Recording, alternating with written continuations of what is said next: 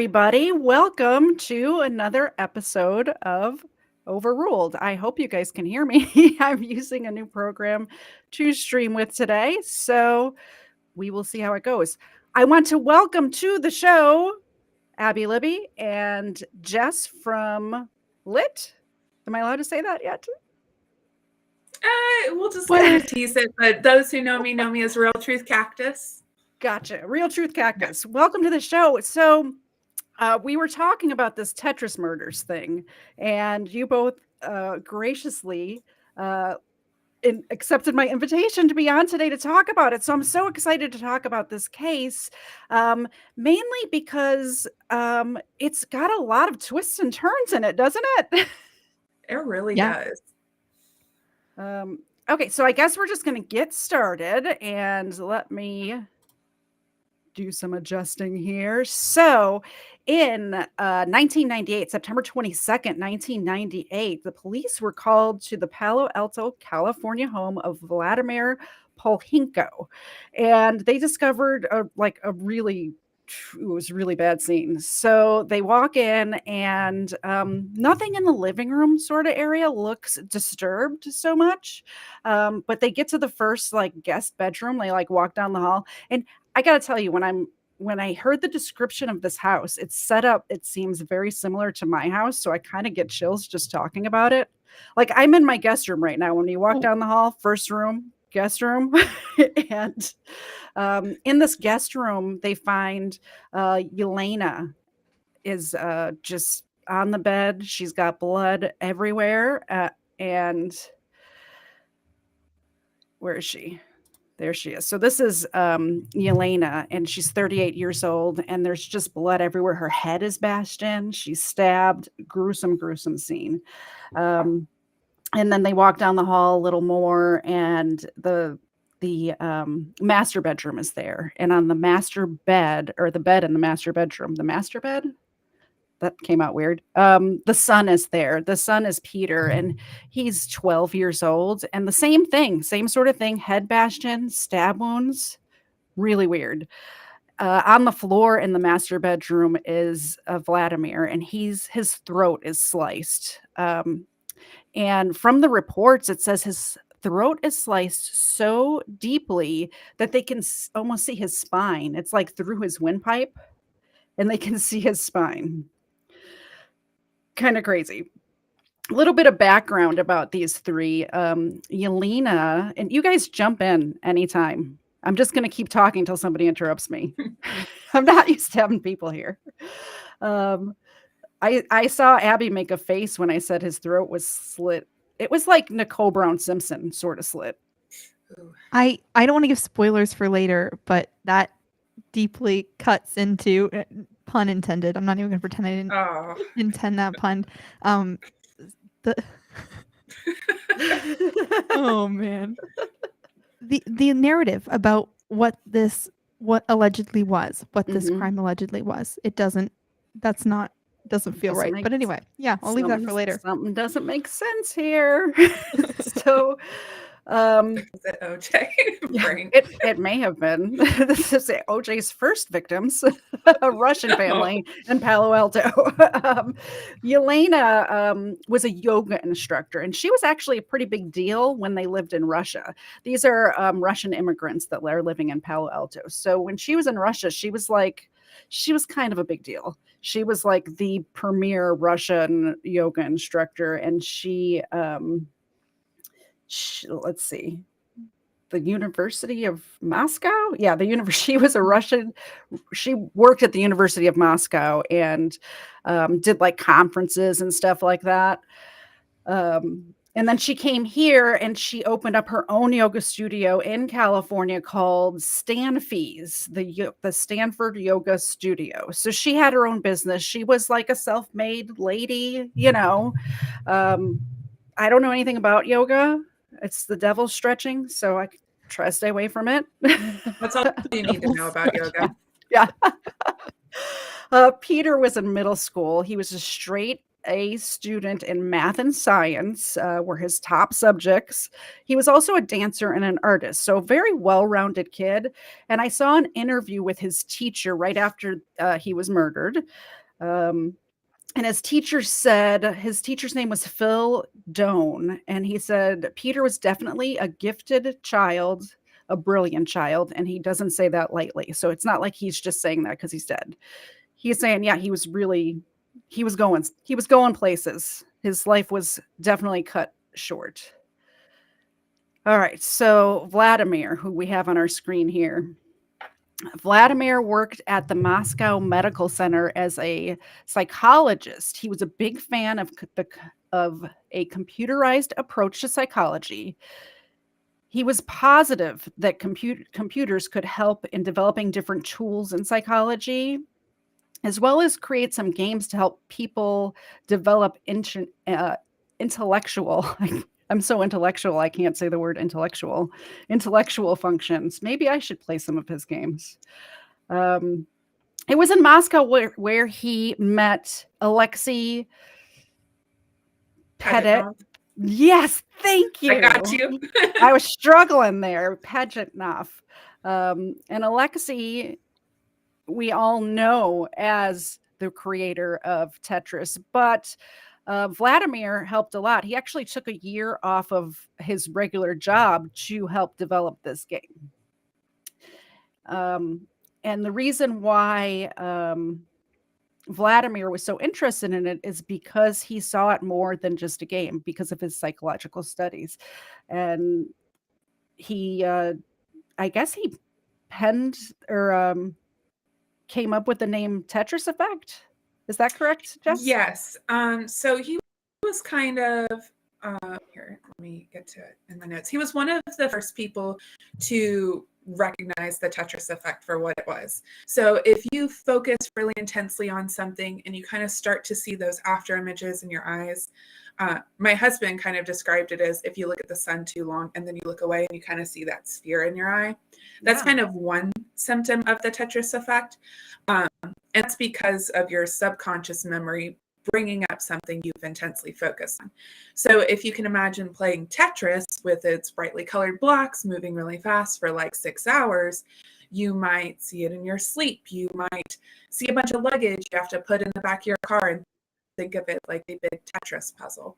And so this hypnagogic imagery, also called a waking dream, is what became known as the Tetris. I think we've all packed a car thinking about Tetris before, right? Well, now we have, because Tetris is so ingrained into our culture. But I mean, if you could imagine before Tetris, how were people thinking about packing a car then, right? Yeah. I don't know. Before Tetris, I can remember going on road trips with my dad would pack the car, and he had that down pack, even though he had Tetris wasn't even invented yet. So there you go. I just had a different name for it, I guess. Yeah, I like that. Well, and it goes a little bit deeper too, because if you think of how much spatial, mathematical, and geometric reasoning you have to use when you play Tetris, you kind of enter into this hypnotic state where you're focusing really intensely on your hand movements and the blocks coming down in order to beat the game, right? It starts getting faster, the music has a higher tempo, and you start to have this out-of-body trance-like experience. And Pokhilko was very interested in that. I was reading this book called The Tetris Effect by Dan Ackerman. He's actually in the Tetris miniseries. So he spoke a lot about that. And sorry, I lost my train of thought. Entering into that, he was really interested in it because he noticed his employees were really into the game, and so they stopped working. And Pokhilko was like, that's not okay. So he took all the floppy disks and threw them out. But then found he could use it on his patients and was really interested on that interaction there. That's very interesting because he was a psychologist, and he immediately recognized when Alexei invented this game, he's showing it Alexei was a programmer at the Soviet Academy of Sciences. And when he was a kid, he loved the game Pentominoes. And he just had this idea for a computerized version of that game. And if you guys don't know what pentominoes are, they're these little wooden, there's actually 5 shapes in it. So this little C shape is not in the Tetris game, but the other 5 shapes are. So he used to play this a lot when he was a kid, and you can get it on Amazon for $9.99 apparently. There's different versions of it. So it was a very popular game when he was a kid. And then as soon as Vladimir saw this, he saw the psychological, I guess, advantages of kind of brain games and puzzles like that. And he was really interested in computers and stuff like that too. So, Alexei made the first Tetris game showed it to his friend. It's not even like they worked together, I don't think. At this time, they were just friends, and he showed it to his friend, and it starts getting passed around the office, of course. And people are playing Tetris in Soviet Russia. And Vladimir's like, I got an idea. We need to mass market this crap right now. Well, that's kind of hard to do in Soviet Russia when the government takes all of your intellectual property. Exactly. So yeah, Vladimir took a year off and worked with Alexei on developing this. And from what I understand about Soviet Russia, it's not even that they would take it, but they would make you hand it over. They would like strong arm you and threaten you and be like, you want to give this to us, right? Like, yeah, that's exactly. Well, since you just slit my dog's throat, I think I might, you know? It's crazy how once in a while an idea like this emerges where it's so obvious right off the bat that it is such a powerful little idea that's going to make millions and millions of dollars. Yes, exactly. So how did they get it out of Russia? Okay, so the thing you have to remember is in Soviet Russia, they had Soviet Russia. Sorry. Russia. Right. Yeah, no, you're good. They had very limited Russian access. accent. Sorry, I was. They had. I'm gonna stop. You're good. I love it. They had limited access to modern technology, so one of the best computers they had at the time was the Electronica 60, and that was basically crap, right? All you do was put in lines of code. And so the only way to Tetris onto another computer, it's not like they had USB drives or airdrops. You would basically have to rewrite the code yourself. So that wasn't really feasible. So what they needed to do was get the code into a better computer, which at the time was the IBM PC that ran MS-DOS. Kind of think early Microsoft type computer. And these types of computers had floppy disks. So Alexei brought in this young savant, Vadim Gerasimov, to recode Tetris to run on the IBM PC. And now that it's on a really good computer and can be put on a floppy disk, I don't know if you guys remember what a floppy disk looks like. Let me see. I'm super old. I remember floppy disks. I wonder if our audience remembers what a floppy disk looks like. Yeah. Oh, awesome. Yeah, they're awesome, right? But this was the way information was passed in the late 90s. So it'd copy a version of Tetris onto a floppy disk and pass it around. Now it's a lot easier to get around instead of rewriting the whole code. And that's basically how it got through all of Russia. But now you're kind of locked in, okay, how's it going to get out of Russia? That was the big challenge. But then Alexei has his boss, and his boss is like, this is cool. I can see where you're going with this. He has this really hard to pronounce last name. It's Bajarbin. I don't know. Good luck. Yeah, right. I'll call him Victor because that's his first name. And he had friends with the SZKI Institute of Computer Scientists in Budapest, Hungary. So basically hooked him up with a copy of Tetris. And now Tetris was outside the Iron Curtain. Now it could be reprogrammed on even better computers like the Apple II and the Commodore 64, which was widely accessible in the UK and the US. So I remember. You remember the Commodore 64? Yeah. That's awesome. So now it's a matter of marketing it out. And Robert Stein in Hungary saw the great economic potential of Tetris. He reached out to Alexei, offering him very generous sales royalties, like 75% after expenses. But Alexei had to be careful to dig himself a hole with the Russian government. Some miscommunication happened, and then Stein brought on this guy called Robert Maxwell, who I'm sure you'll hear more about later, to be an intermediary for getting the licensing for Tetris. And of course, the Russian government didn't like that. They're like, we want all the money. So they're... I think they said, we want all the money. You want Oh, all yeah, the yeah. money. You're The right. rubles. I didn't do it in the right. So they were referred to as the Soviet Ministry of Trade, otherwise as ELORG, E-L-O-R-G.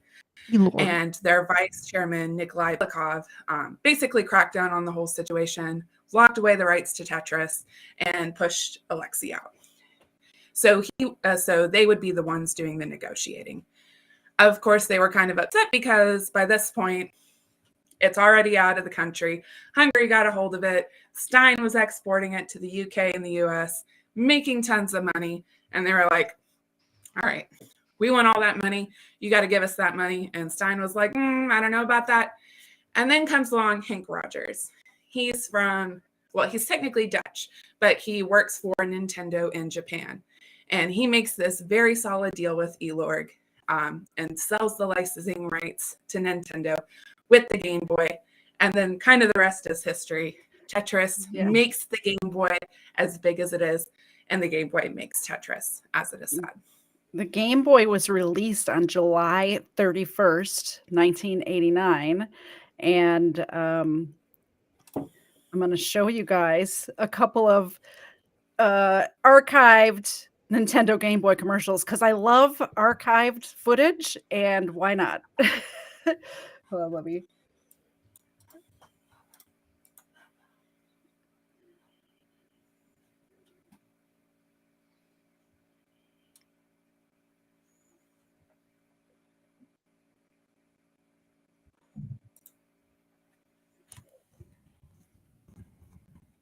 Outrageous. Oh. Hey, I'm gonna jump in here for a moment, Katie. Yeah. You have to share your audio when you select your source. Hi, everybody. What twist? BJ was here So the entire time. you can hear it, but the rest of us can't. Yeah. Share audio, you say? When you go to share your screen, there's a little check mark that lets you share your audio. Let's see if I can figure that out. So I'm just hanging out here in the background, everybody. I'll leave now. Audio. PJ's the fed hanging out the entire time. I am the fed hanging out. Yeah. Let's try it again. We'll play the end of this one, and then I'll play the next one. And hopefully, you guys can you hear? Power. Okay. Sorry about that, guys.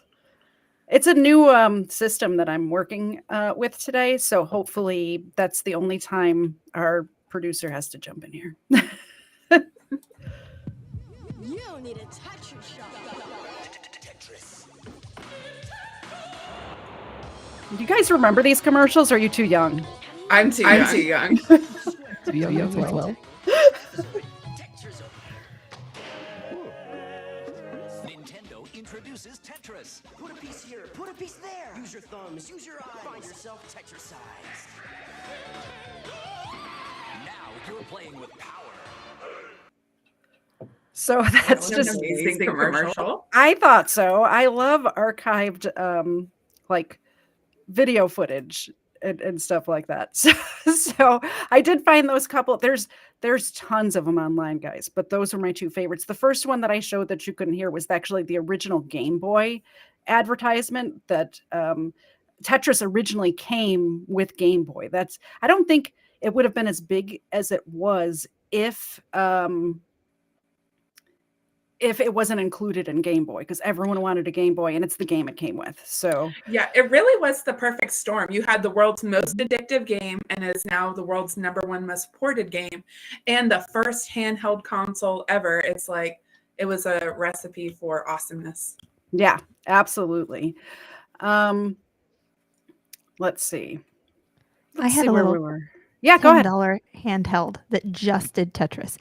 This was probably 10, maybe 5 years after Game Boy had come out, but they had just, for the poor people. So I played Tetris a lot, but not on Game Boy. Mhm. I remember those. I You think could I get had them that at the same. dollar store. I had that same thing up until recently, like maybe a year ago. I had it for years and years and years, and our basement flooded a year and a half ago, and so we got a dumpster, and a lot of stuff went in the trash. It was like there was stuff that we wanted to save and try to clean up, but for the most part, we just like cleared it, which turned out to be all right. At the time, it was kind of sad, but but yeah, I had that exact same thing. It was blue and it was kind of oval shaped with a square screen. Yeah, I had the Oh my same gosh, we had the same thing. yeah. All right, back into murder. This is a true crime channel, not a video game channel. Come on, guys. So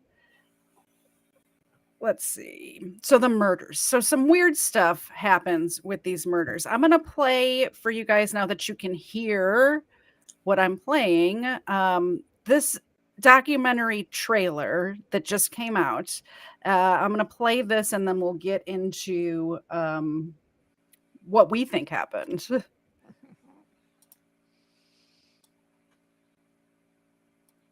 Case that stands out in your mind, and this case constantly comes up. Police say Vladimir Pokhilko used a hammer and a hunting knife to kill his wife and his son as they slept, then used the knife to kill himself. We learned that the Pokhilko family were from Russia. We also learned that Vladimir was a developer of Tetris. I knew that myself and other members of the department felt that it might have been a homicide. Different things were coming along that didn't quite fit. The blood spatter is weird. I'm not going to sign a death certificate. Are you kidding? There were 2 different hammers. It was officially ruled a homicide-suicide. Why is the FBI getting involved in this little old murder-suicide? The more we learned about Vladimir and his family, the deeper the sort of mystery got. Rumors started circulating, and a lot of people started mentioning the Russian mafia. You have a kaleidoscope, you give that one turn, and all of a sudden the picture looks different. It's like the game Tetris, just like these blocks are coming down. It didn't fit for me. Yeah. Somebody knows something more than we know. There's a whole lot more to this than what the Palo Alto Police Department file shows. You have a business, you're a target of the gang, period. It didn't smell right in 1998. And I know now I was right. Okay, so that's yeah. I want everybody who's speaking as a Russian from now on must use that voice, please, from here for the rest of the show. They'll try. Thank you. So that's the documentary that was recommended to me that I watched. Like I watched like an episode and a half of it, and I'm in a chat with Abby saying, "There's so much conspiracy stuff here. You got to get on the show and talk about it." So there's a lot going on here. So weird stuff happening in this case. So it's ruled a murder-suicide almost immediately. But okay, so the wife and the son are both bludgeoned in the head with a hammer and stabbed. But it was exactly I didn't write it was down. 11 stabs exactly for both. Like 11 and 9 or something. Like 11 or 9 head wounds and yeah.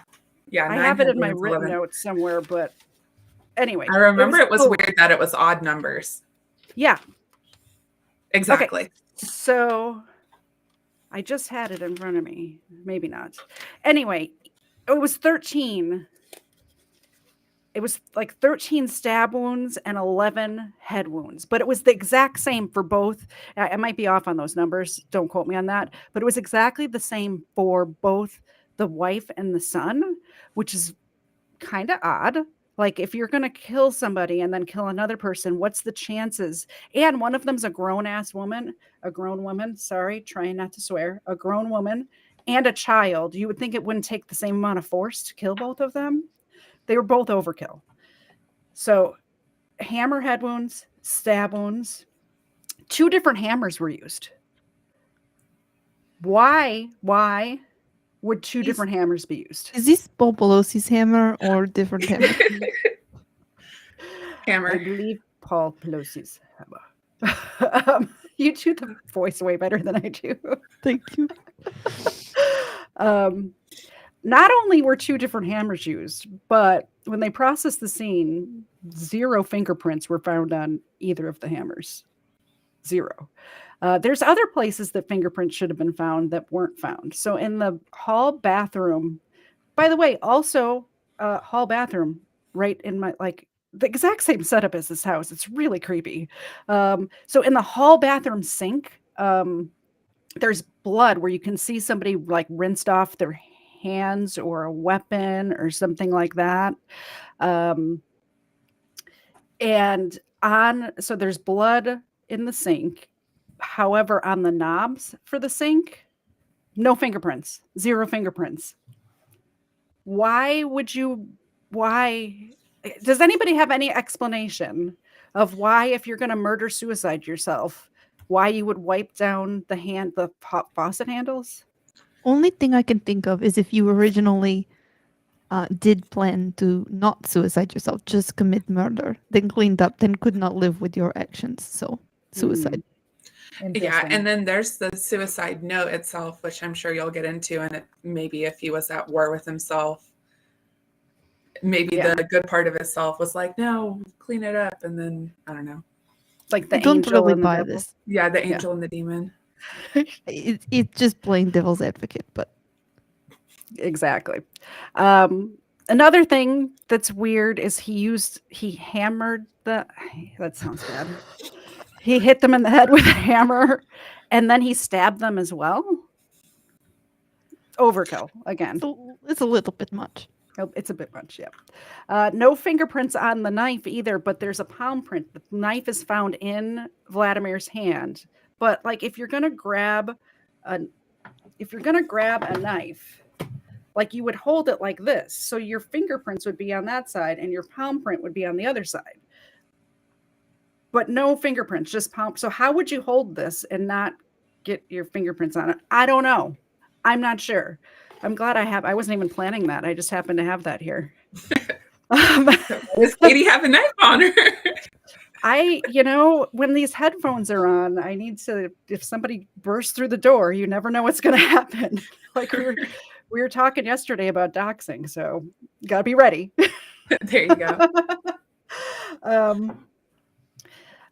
Other weird stuff. The neck wound of when he suicided himself, we talked about earlier. So the knife was found in his right hand, but the neck wound was also on his right hand. But instead of cutting like this, he cut down like this.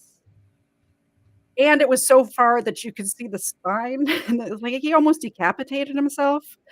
I'm not sure how you almost decapitate yourself. What murder suicide, guys? This is what I was referencing earlier with the too deep of a cut. It's like how would you even do that? I don't know. There were 2 smaller cuts on his neck. Like what's the word I'm looking for? Like hesitation marks. Also, we'll come back to we'll come back to that. So 2 hesitation marks and then almost decapitated. The blood splatter. So he suicided himself in front of like sliding glass doors, and on the sliding glass doors, there was blood splattered, but it was only from about 1.5 feet down. So if you're standing and you cut your neck, like the blood would be up higher, okay, so in this documentary that we just watched, this is what the lady was saying, that the blood should have been higher up. But of course, when I watch documentary, I try to figure out what they're not telling me every time. Here's the thing. I think the blood splatter actually makes sense, because if you're standing up or even kneeling down and you cut your neck, your arm would like swing behind you. So the blood might just be down there. But the way she was explaining it is that he was already laying down and somebody like grabbed his head and like slit, which also would make sense, but then the blood would be higher too. So I'm not sure about that part. What do you guys think about the blood evidence? It could go either way.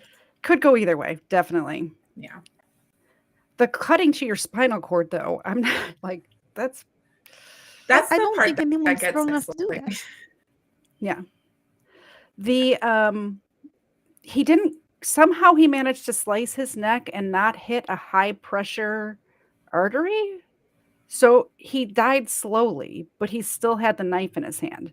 And I don't know if you guys watched the episode of Conspiracy Pilled that I was on a couple weeks ago, but there was the same sort of thing that the autopsy person, there's a name for that person, the coroner. Yeah, that guy. Actually, it was a woman, I think, in this case. Go figure. Said that like when you die, there's a death grasp, but only if you die quickly. So in the Kurt Cobain case that we were talking about, the shotgun had swung around to where it was upside down, and they said, well, it had to be fired when it was upside down because of this death grip, and that's what they're saying about this. But he bled out slowly, so it doesn't make a lot of sense that he would have still had the knife in his hand. I forgot to turn the music back on. I have the hour and a half of Tetris music that I love.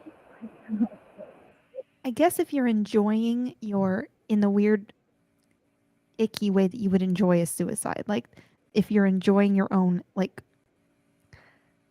that you would just hang on to it as you die for the drama of it.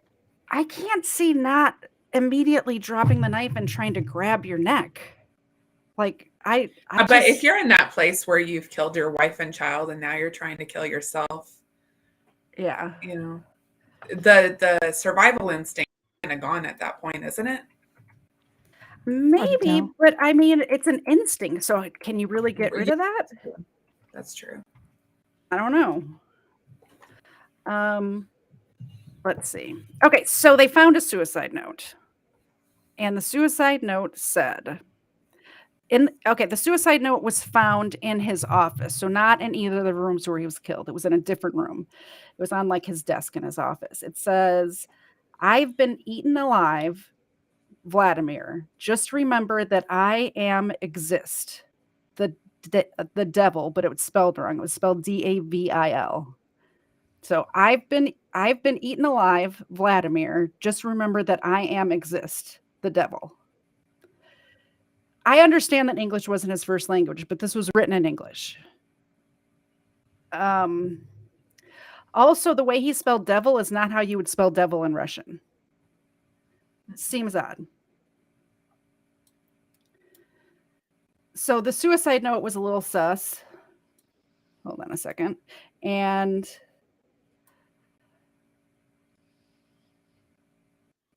just totally lost my place. Here we go. Vladimir's co-workers. So the police get there, they see all this stuff, and they start doing their investigation, as you do when you're a police officer and you come across 3 dead bodies. So they go and interview his co-workers, and his co-workers and friends report that he was under a lot of stress. Aren't we all? His friends characterized Vladimir and Yelena's relationship as tense. They slept in different bedrooms, which is not always a sign that there's issues. Maybe he snored. We don't know. It's reported that the following Wednesday after the murder. Okay, sorry, I skipped a part. His company, Animatech, was in trouble. His American company is called Animatech. Animatech was this company that he started with Alexei and Hank when they first got to the United States in 1992, 1991. So they started this company, and they were thinking with the success of Tetris. Now, keep in mind, the oligarchs still own Tetris at this time. So, but they're like, well, we did this once. We can do it again for sure, right? Well, they didn't. They had one program that they made that was a little successful. It was called Elfish. It was like a screensaver that you could program. Wasn't great. Vladimir had a bunch of Russian employees, like people who, after the Berlin Wall came down, a bunch of Russians came over to the United States, and he would hire them because they could get a work visa. And either way, even without USSR still in place, being in America was better than being in Russia. So he's started, it's not going well. He's starting to have to lay people off, but it's not just laying somebody off because they're on work visas. So when you lay off a Russian immigrant, they get sent back to Russia if they don't find a job right away. So he's like under immense pressure. He's getting emails from employees like pissed off, like, if you fire me, I'm going to have to go back to Russia. Please don't do this. But he didn't have any money. So what are you going to do? Like, it's business. So, the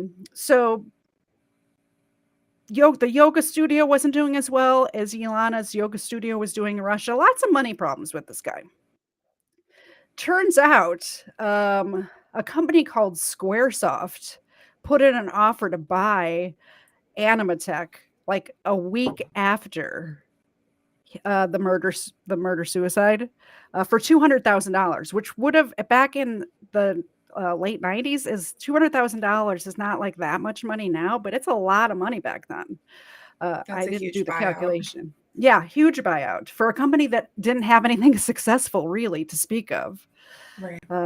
So his money problems were about to be solved. And you would think if they were putting in an offer, he would have known that this was coming. That's not something that sneaks up on you in business usually.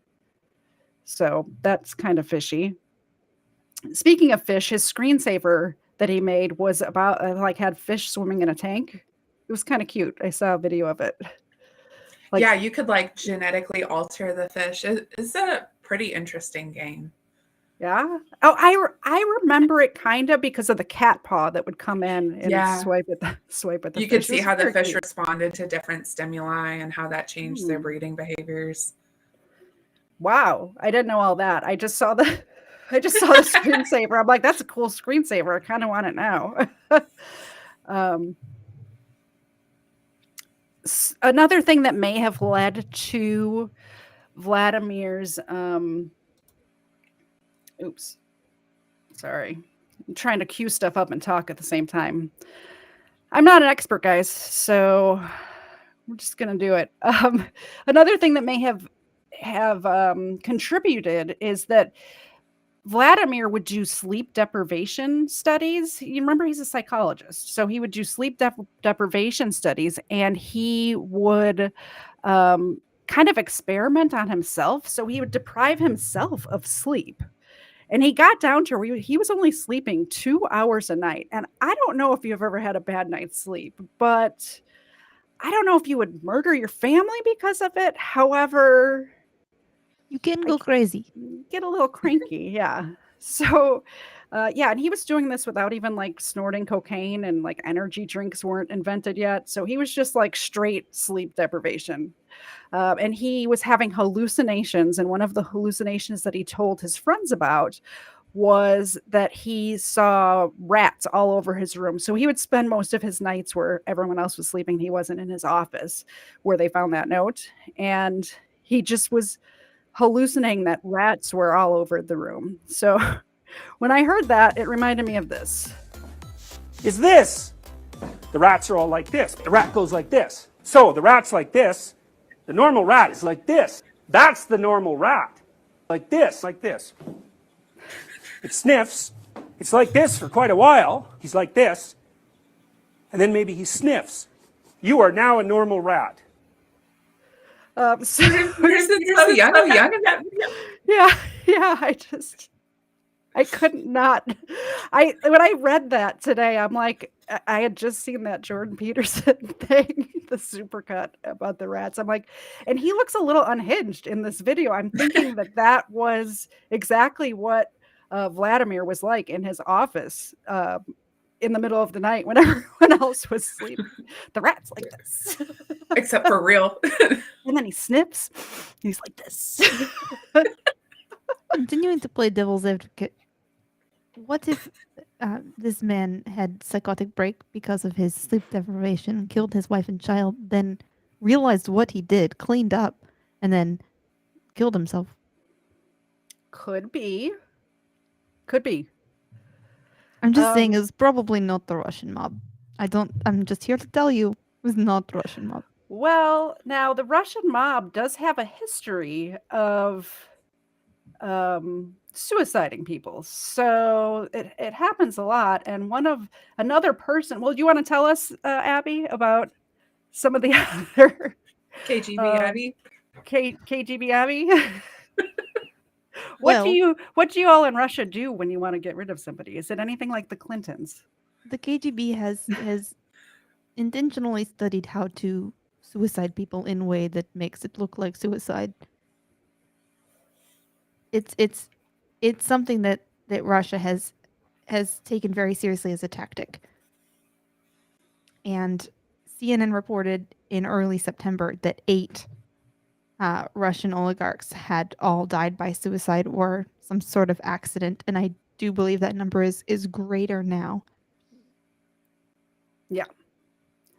And especially when it comes to their money. So one of the theories put forth in this docuseries, which I thought was interesting because I followed the case about this very closely, was that Robert Maxwell, which is Ghislaine Maxwell's father, was stealing money through Tetris, like selling bootleg copies of Tetris through his company. Yeah. So do you think the Russian mob got him? I don't.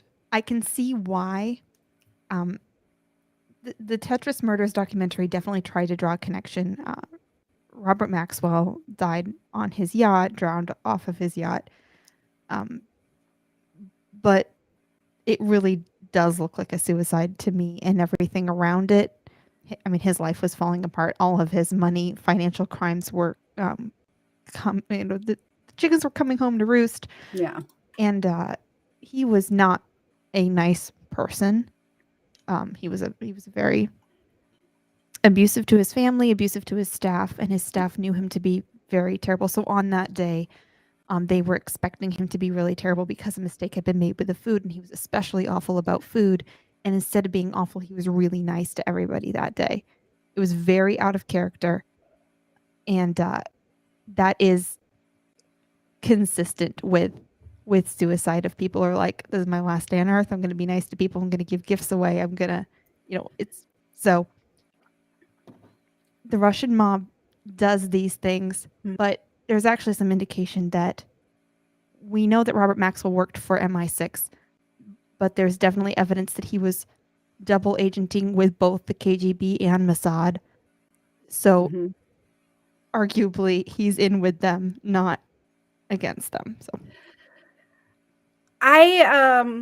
when I was watching this documentary and this came up, I'm like, and it comes up for like a minute and a half and then they drop it. I'm like, wait a minute. There's something they're not telling us here, which is all the stuff that Abby just went into. And I immediately suspected that something was off.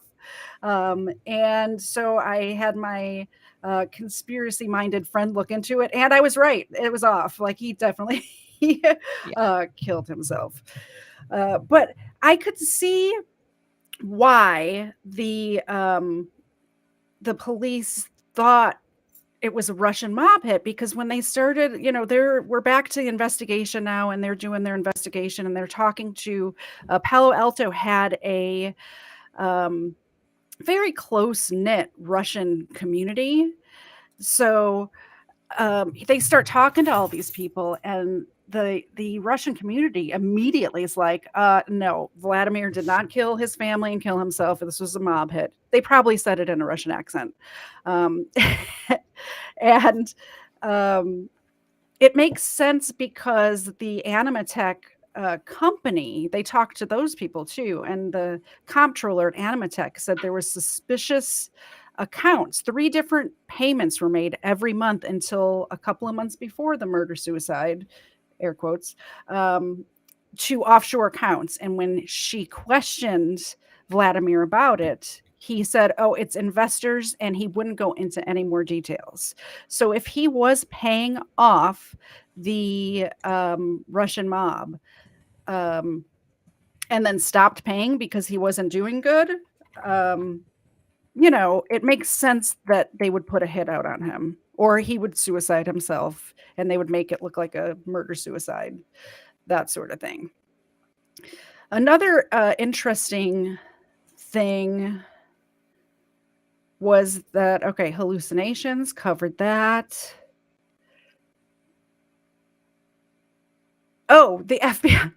The FBI. I forgot to talk about the FBI. So normally on a case, the FBI is only comes in if the local police department. Now, keep in mind, this is a murder-suicide, cut and dry, so they think. There's no reason, nothing crossed state lines. There's no reason for the FBI to be involved at all. However, the FBI calls the local police department and says, hey guys, do you want help? This is highly unusual. If the FBI did want, or if the local police did want help, first they would call the what okay, sorry, I don't know what's happening. The local police would call the California Bureau of Investigation first, and then the FBI. But the CBI was never brought in on this case. The FBI called the local PD and said, "Yeah, let us help you guys out." They sent an interpreter. They sent a crime scene analysis team. They were just all up in it, ready to go. And then we find out later that 2 days after this murder, there was a federal grand jury subpoena for all records attached to this case. And the reason given in this was in furtherance of an ongoing federal investigation being conducted by the FBI Criminal Division of Organized Crime and Racketeering. The date on this affidavit, or on this subpoena, was September 29th, 1998, which is 2 days after. So, and Victor Pokhilko's name is mentioned in this. They want all of the records with this case. Kind of sus. A little sus. But they didn't, at the time, they didn't tell the police department that they had a, they were just offering help because we have interpreters and maybe we can help you guys. What do you guys think about that? Possible. They also had a handwriting analysis on the team at the FBI. They probably have a number of them, but they did say definitely the suicide note. The suicide note was definitely written by Vladimir. I almost called him Victor. That's totally the wrong name. Vladimir. And here's my theory about those hesitation marks. What if whoever suicided him was holding the knife to his neck and made him write it? And that's then, what I was thinking too. Or they were like holding it to his neck. I hate saying this, while they killed his wife and child. Yeah. To try and get some sort of information out of him. Right. Like, where's my money, punk? Right. Like, give it up, give it up, give it up. All right. Well, you now done it. Did they have a theory as far as order went, or was it too far past the murders to have an idea? That's another thing. No, they found them the next morning, but that's another thing that in this documentary, when I watched it, I thought very strange, because the person who the main character in this documentary, which is she's not even the main investigator. She's just somebody she was like a forensics analysis that worked on the case, this main lady in this documentary. And she says, she gives this narrative in the documentary, like, if we're to believe the evidence, this is what had to happen. He went to the garage, he got a hammer, he knocked his wife out, then he wiped the hammer rather, and then he wiped the hammer down, and then he went and got a knife, and then he stabbed her, and then he went to the garage again and got a different. I'm like, wait, how do you know? You don't know that that's how he did it, but she had all these steps in between, like he was going back and forth. I'm like, maybe he had a fanny pack with hammers in it. We don't know. A fanny pack if you're full of going hammers on sounds like a same fanny pack Bill Pelosi had, or yes. I do feel like she built a straw man. In the documentary, she built a straw man. She presented things, just enough information about Robert Maxwell to support her narrative. Conveniently timed in this pro-Ukraine, anti-Russia. Absolutely. The story was, I mean, even down to the 2022 appropriate Black protagonist. Even if what's being presented by the documentary is more or less correct that the Russian mob did this, it just reads like propaganda. It does. And this happens in a lot of cases that I cover on my channel where they are feeding you a narrative that they want you to believe. And what they're doing is feeding you reasonable doubt. So we're not the jury, though. Vladimir Pokhilko is dead. He doesn't get a trial. He's already dead. It's a lot of propaganda in there. They even mention the Ukraine war and stuff in the documentary. Like they're not even hiding it. The one thing they do mention that I thought was really interesting is that Putin became head of KGB like 2 months before these murders happened. Suspicious. Very sus.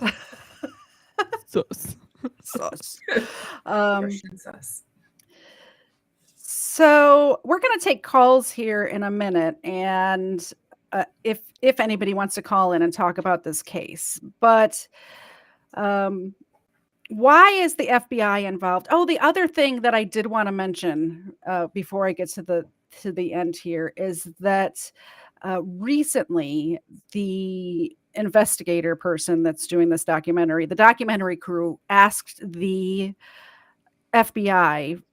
They did a Freedom of Information Act about what this affidavit was about, what case it was about, and all of that. And the letter that came back said, from the FBI, we can neither confirm nor deny that there was ever a case involving Vladimir Pokhilko, or if he was ever a suspect or a witness or anything like that. And in the documentary, she claims that, well, why can't I have it? Like, what if I was working on this case with them? Why can't I have it? And my thought is, because you're making a documentary now, you're not a cop anymore. Why would they give you that if it's an ongoing case? So if it was a Russian racketeering case back in the late 90s, who's to say it's not still an ongoing case? In which case, of course, they're not going to give you anything. Even if you were still a local PD, they might not. If they're the FBI. Have we talked about destroyed evidence yet? Not yet. We're going to talk about that right now, and then we're going to take calls. So 6 months. Okay, so the autopsy comes back about the same time as the funerals are going on. Now, at the funerals, there's some really, when there's a crime going on, they take pictures of the people at the funeral. Like if they're suspicious about what happened, and there were some really suspicious guys in trench coats at the funerals, and when they asked the family about it and the Russian community, nobody knew these guys. So that's kind of weird. And then so about the same time, a 200-page autopsy report comes back, and it says it was a murder suicide, the case is closed, end of story. 6 months later, all of the evidence in this, the local police evidence, is destroyed in this case, which normally if there's murder involved, it's not destroyed. However, if the person who committed the murders is already dead, there's no reason to keep it. It was said in the documentary that, well, we always keep evidence for like at least 10 years, if not longer, but that's because of appeals and things like that. But there's not a trial or appeal, so why would they need to keep it? So this is them planting reasonable doubt, in my opinion. That whole part felt contrived, where she said, "Look, is homicide even in the case of suicide that you would not destroy so early on." And then she has this whole confrontation piece in the documentary with her friends who worked for the police department, where she's like, "Why would you sign off on this?" And they were like, "We didn't." But it felt completely scripted. Yes. Oh, Sorry, I'm trying to get the call set up. People are asking for my links, which I did not put in the description, I don't think. So let's do that now. What do you guys, I'll have you guys do a little wrap up and tell me what you think of this case. Jess, let's start with you. I think very interesting case. I don't feel like it's as cut and dry as the original assumption, but I do feel like the documentary was trying to create some sort of narrative. I don't know if we mentioned the fact that the original creator of Tetris and Hank Rogers did not want to be interviewed for the documentary. I don't know if either of you find that interesting. I kind of do. Considering they're still a big part of the Tetris company. And the Tetris company wanted nothing to do with this documentary. Yeah, they said that they tried to reach out to them and they did not respond. So I can understand why Tetris, the company, would not want to be associated with a gruesome murder from a PR standpoint. That makes sense to me. Absolutely. I could definitely see two things being true about this case. Number one, that this guy sleep deprived himself into a state of a psychotic break, hallucinated enemies where his family was. This has happened with drug use.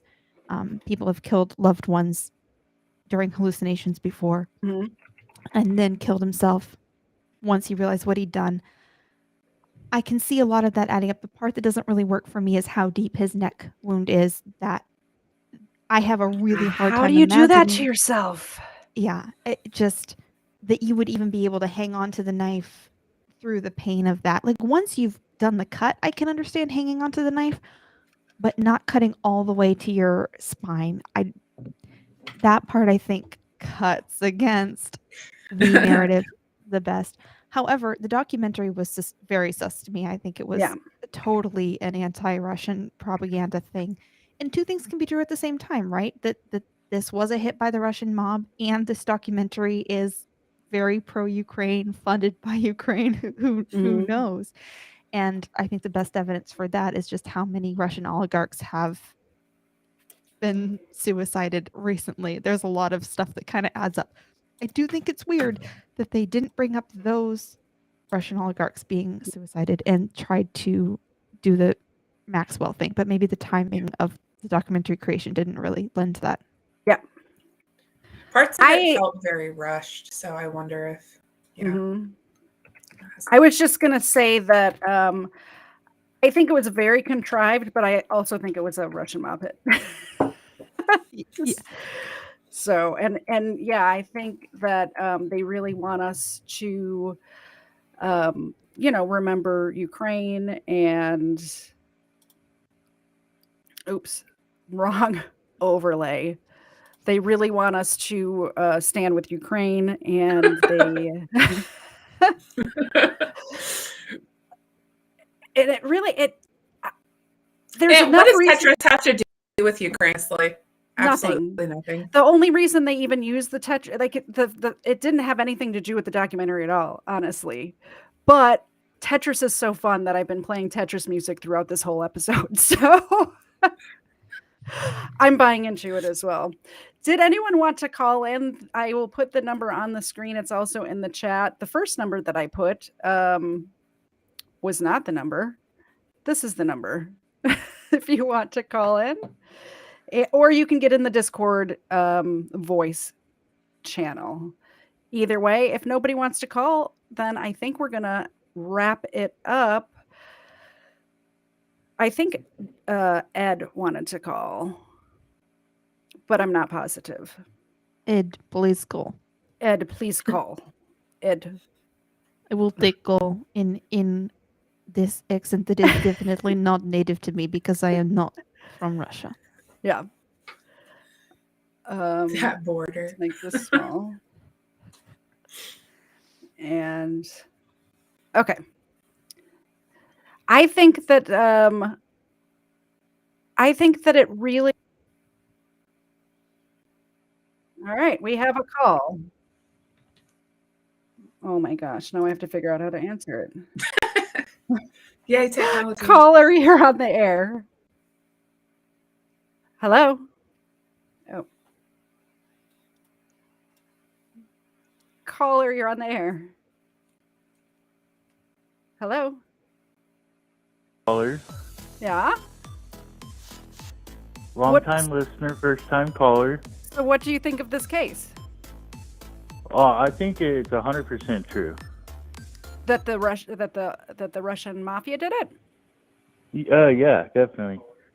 Is it what's the one thing, if you had to pick one thing that puts you over the edge on thinking that it was the Russian mafia? What's the one piece of evidence that you think puts you over the edge?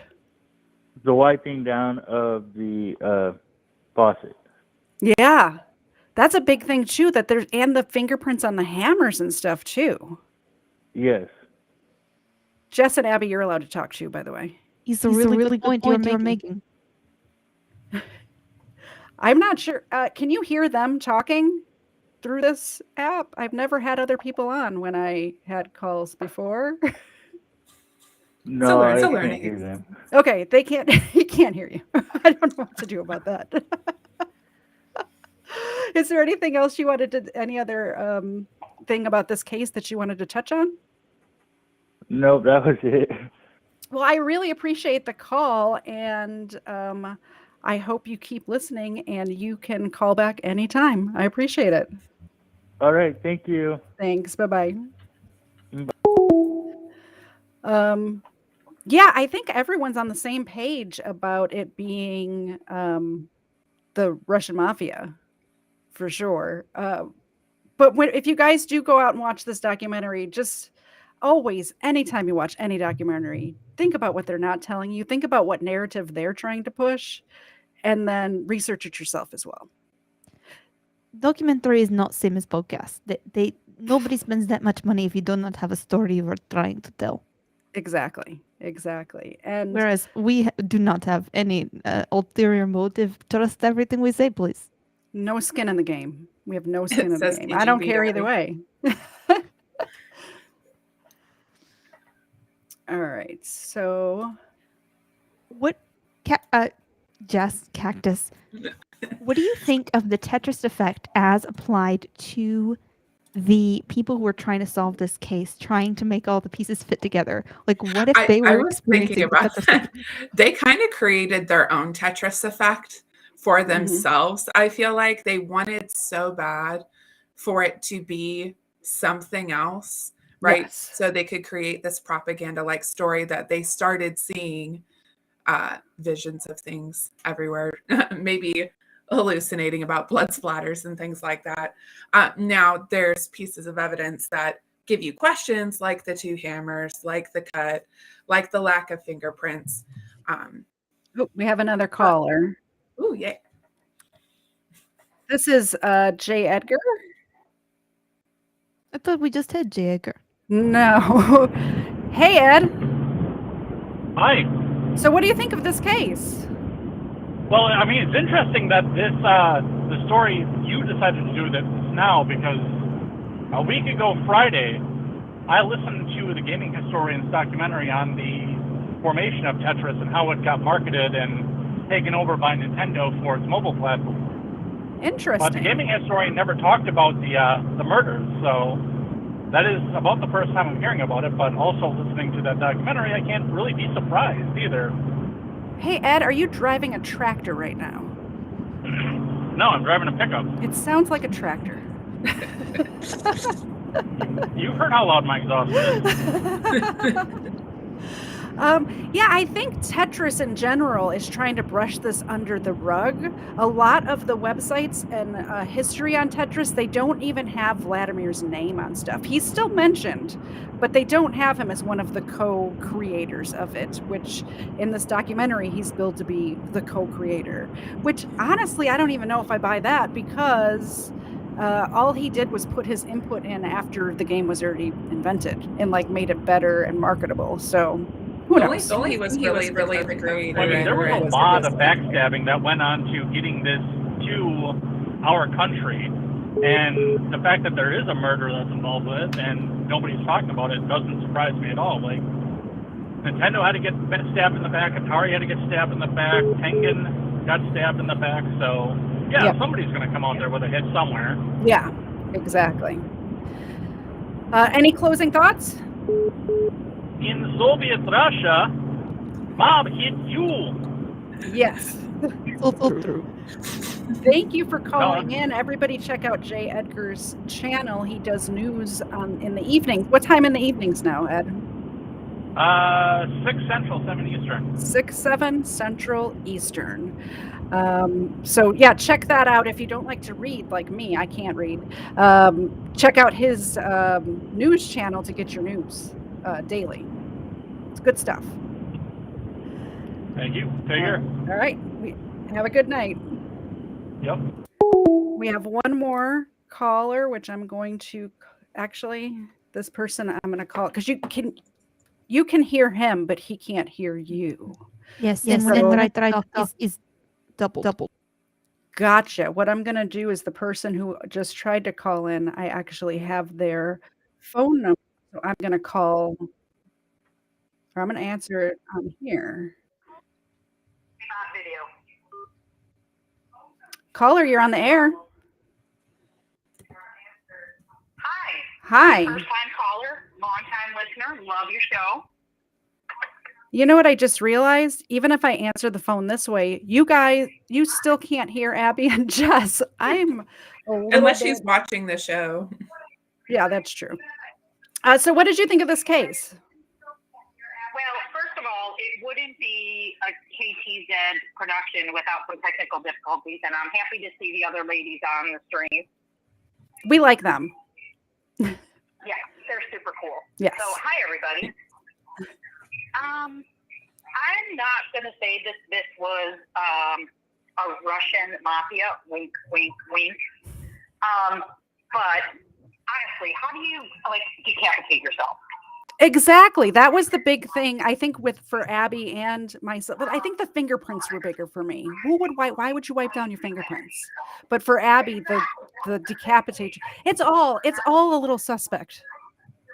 It's super sus. There's a lot of things, but there's no way if you started to do that, you could cut to the spine. Yeah. So even if all the other things aligned like the stars, and you wipe down your fingerprints, and which you wouldn't, and leave palm prints, you would either wipe it all or not. Mm-hmm. But you're going to die instantly. You wouldn't have time to be wiping stuff down. Exactly. So anyway, keep up the good work. That's just my 2 cents. Well, thank you very much for calling in. I really appreciate it. And have a good rest of your weekend. All right. You too, guys. Bye. I do want to make one point here about human nature. I think every time something horrific happens and you know the person or you see it, you're the law enforcement officer who sees it. I think that there's a cognitive dissonance of how was this possible? I need to find, and I'm not saying it wasn't the Russian mob. I am leaning on Russian mob, but I think that there's an instinct to say no father could possibly do this to his wife and child. But we know that fathers can and do and have plenty of times. And so I think sometimes there's a need to make it a faceless Russian mob instead of what it is. True. But I can explain I can build a narrative that explains everything but the decapitation. That's where I get stuck. I can't figure out something for that. Yeah. Yeah, it's weird. Very weird. Yeah. Because I can picture him cleaning up after his act. Mm-hmm. Not knowing what else to do. Like if he was just going to run away back to Russia, like kill his wife and kid because he went crazy because of the rats. Because of the rats. Yeah. And the sleep deprivation. But then after cleaning up, just realizing I can't live with this. Okay. Sorry. Well, and then the other thing that gets me, okay, you clean up after yourself, but then when you yourself are holding the knife, the lack of fingerprints there also get me. It has the palm print, but not like Katie was showing us earlier on how you hold the knife. Demonstration today. Is just really big hand? Well, I just couldn't figure out how you would hold without. Where do your fingers are on your own hand?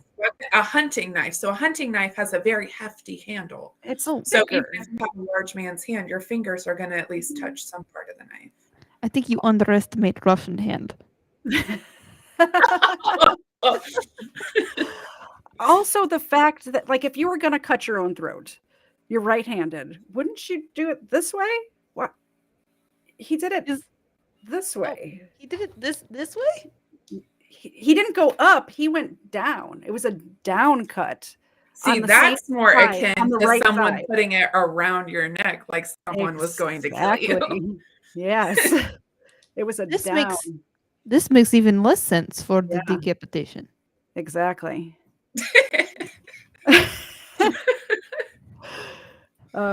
Please don't stab yourself in your carotid artery. I think we'll get demonetized for that. Do that on air. And then PJ would have to do conspiracy pilled by himself. Oh yeah, no, I'd Well, fill that in would for be Abby. brain right. I actually am not really allowed. Let him in. PJ's doing his own sleep study. I'm going on, long time no sleep like usual. I'm actually not legally allowed to do conspiracy pill without a Fed in the room because of the stuff we talk about. So it has to be some kind of controlled narrative there. So, when you see me get a little bit unhinged, Abby's there to, give me like the signals of, like, hey, when have I gone to like Epstein level? Like, BJ, you're going meme again. Pull back. Pull back. Yeah. Hey, PJ, since you're here, what did you think of this case? I think it's both, to be honest. Like, I think it was a Russian. I'm agreeing with you, Katie. I think it's a Russian mob hit, but I also think that the timing of this is so just for pro-Ukraine propaganda. Thank you for throwing up the pro-Ukraine propaganda on the stream. Yeah. No, like, there's a few things that stand out to me. Like, you're not going to wipe down. I mean, I get what Abby's saying. Maybe you wipe down everything. You're trying to cover up a murder, and then you just can't take it anymore. But then you come back to the way that he slices his throat. Like, I can't imagine a scenario where someone does that. And on top of that, did you say he like was still holding the knife in his hand afterwards? Yeah, but with no fingerprints. Like, I don't. Yeah, he was holding it with no fingerprints.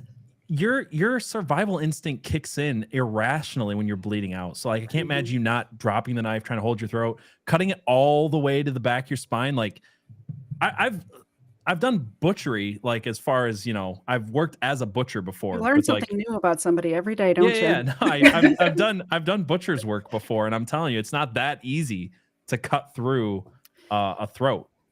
So next time we're trying to get away with murder and we need to dismember somebody, we need to call PJ. Well, I don't know, like deer and cows really help that much, but yeah. No, I'm just thinking about like the force it takes. It's not that easy.